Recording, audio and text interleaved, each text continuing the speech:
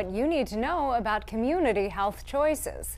I'm Jill Horner. This is Comcast Newsmakers. With me is Philadelphia City Councilman at Large, Derek Green. Thanks so much for being with us. No problem. First of all, let's define community health choices and who would receive these services.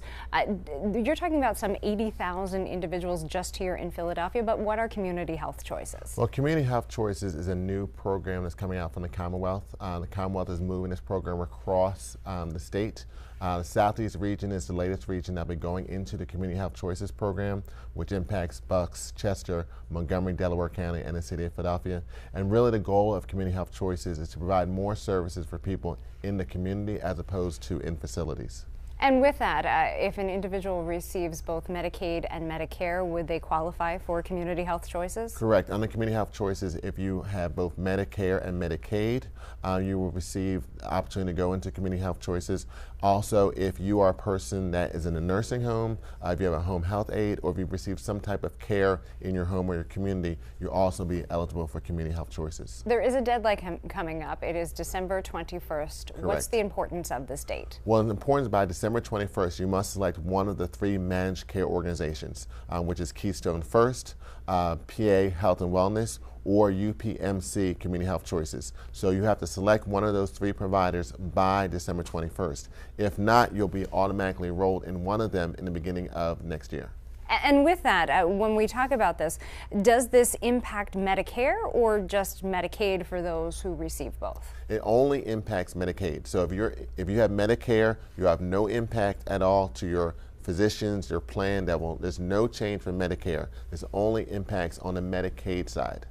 And when we talk about potentially choosing one of these three plans, are there individuals or groups in place that could help people make the best choice for them? Well, one of the things you can always do is contact one of the three providers, which is Keystone First, PA Health and Wellness, or UPMC Community Health Choices. You can also go to the state website, which is pa.gov, and do a search regarding Community Health Choices, or you can reach out to some of our local organizations like the Philadelphia Corporation for Aging. What happens if you make no choice by December 21st? If you make no choice, you'll automatically be enrolled in one of the three managed care organizations. But if you don't like the managed care organization after January 1, when you get enrolled into that group, you can always change at any time to another organization. So there will be options, but as we mentioned, some 80,000 people in Philadelphia will be impacted by Community Health Choices, many more people across the Commonwealth as well. But when we talk about these changes, that can be when we talk about these changes, it can be challenging for people to think about change, but could this potentially be beneficial for people and their health care?